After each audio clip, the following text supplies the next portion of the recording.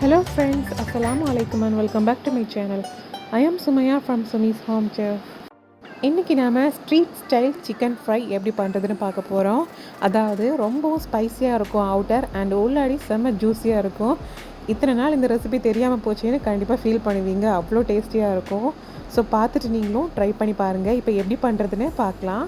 முதல்ல எப்போவுமே ஃப்ரை பண்ணுறதுக்கான சிக்கனை வந்து டர்மரிக் அண்ட் சால்ட்டு போட்டு வாஷ் பண்ணி எடுத்து வச்சுக்கோங்க. இப்போ நாம் க்ளீன் பண்ணி வச்சுக்க சிக்கனை மேரினேட் பண்ணிக்கலாம்.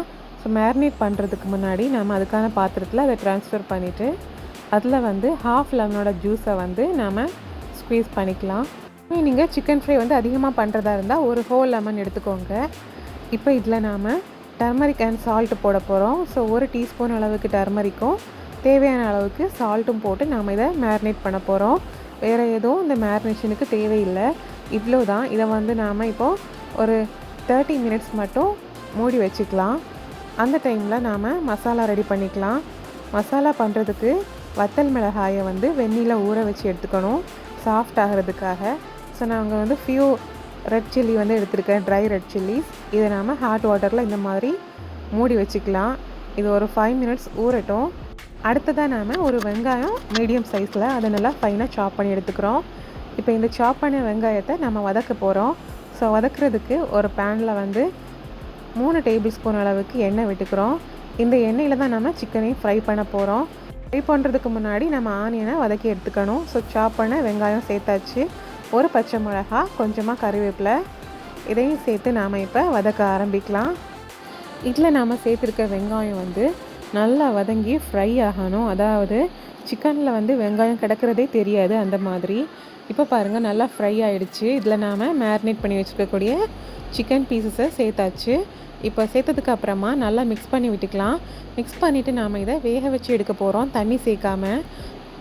ஸோ 20 மினிட்ஸ்க்கு வேக வச்சு எடுக்க வேண்டியிருக்கும். இது வேகிற டைமில் நம்ம மசாலா கிரைண்ட் பண்ணி எடுத்துக்கலாம். வத்தல் மிளகா கூட அரைக்கிறதுக்கு 8 பெரிய பல்லு பூண்டு எடுத்திருக்கேன். இப்போ அதை வந்து ஒரு மிக்ஸி ஜாரில் போட்டுட்டு நம்ம அது கூடவே ஏற்கனவே ஊற வச்சுருந்த வத்தல் மிளகா அதை சேர்க்குறோம். இதுவே நீங்கள் வந்து சிக்கன் ஒரு 10 பீசஸ் இல்லைனா 12 பீசஸ்லாம் பண்ணுறதா இருந்தால் 10 சில்லி கூட எடுத்துக்கலாம், காரம் சரியாக இருக்கும். இப்போ இதை நம்ம இந்த மாதிரி லைட்டாக தண்ணி விட்டு கொஞ்சம் ஃபைனாக அரைக்காமல் இந்த மாதிரி துருப்பாக அரைச்சி எடுத்துக்கலாம். நம்ம அரைச்ச இந்த கார்லிக் அண்ட் சில்லி பேஸ்ட்டு தான் இந்த சிக்கன் ஃப்ரைக்கு ஒரு ஹைலைட்டடான டேஸ்ட்டை கொடுக்க போகுது. இப்போ நாம் ஒரு 10 மினிட்ஸ் இருக்கும். ஸோ அந்த கேப்பில் வந்து சிக்கன் எல்லாம் லைட்டாக ஃப்ளிப் பண்ணி போட்டுக்கலாம். போட்டுட்டு அகெயின் ஒரு 10 மினிட்ஸ் நாம் மூடி வேக வச்சுக்கலாம். சிக்கனில் இருக்க தண்ணி விட்டுருக்கு பாருங்கள், இந்த தண்ணியிலேயே இந்த சிக்கன் வந்து நல்லா வேகணும். ஸோ டோட்டலாக 20 மினிட்ஸ் முடிச்சதுக்கப்புறமா சிக்கனை பாருங்கள், தண்ணியே இல்லாமல் கம்ப்ளீட்டாக ட்ரை ஆகி நம்ம சேர்த்த ஆயில் அப்புறமா அந்த ஆனியன் கோல்டன் கலரில் ஃப்ரை ஆனது இருக்குது. இப்போ இதில் நாம் அரைச்சி வச்ச ரெட் சில்லி அண்ட் கார்லிக் பேஸ்ட்டை சேர்க்குறோம். இந்த மசாலா கம்ப்ளீட்டாக இந்த சிக்கனை கோட் ஆகி ட்ரையாக வரணும். அது வரைக்கும் நாம் இதை இந்த ஆயிலையே வேக வச்சு எடுத்துக்க வேண்டியதுதான். அந்த மாதிரி ட்ரை ஆகிறது வர வேக வச்சு எடுக்கிறதுனால நம்ம அரைச்ச மசாலாவில் சுத்தமாக பச்சை வாசனையே இருக்காது.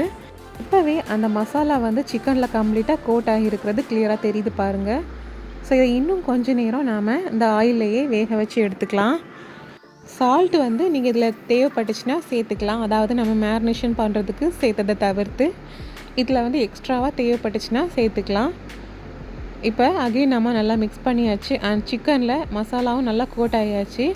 இப்போ ஃபைனலாக 1 டீஸ்பூன் அளவுக்கு பெப்பர் பவுடரும் 1 டீஸ்பூன் அளவுக்கு கரம் மசாலா தூளும் சேர்த்துக்கலாம். சேர்த்து அதையும் நல்லா எல்லா பக்கமும் ஈவனாக படுறது மாதிரி மிக்ஸ் பண்ணி விட்டுக்கோங்க. அவ்வளோதான். இதை நாம் இப்போ ஃபைனலாக கொரியாண்டர் லீவ்ஸ் போட்டு இறக்க வேண்டியதுதான். பார்க்கவே சாப்பிடணும் போல் இருக்குல்ல. அவ்வளோதான் ஃப்ரெண்ட்ஸ், நம்மளோட சூப்பரான ஸ்ட்ரீட் ஸ்டைல் சிக்கன் ஃப்ரை வந்து ரொம்பவே அழகாக தயாராகிடுச்சு. இதில் வந்து எக்ஸ்ட்ரா வந்து ஆயில் எதுவும் வேஸ்ட் ஆகாது. நம்ம சேர்த்த 3 டேபிள் ஸ்பூன் ஆயிலையே இந்த சிக்கனையும் ஃப்ரை பண்ணி எடுத்துடலாம். அண்ட் டேஸ்ட்டும் அட்டகாசமாக இருக்கும்.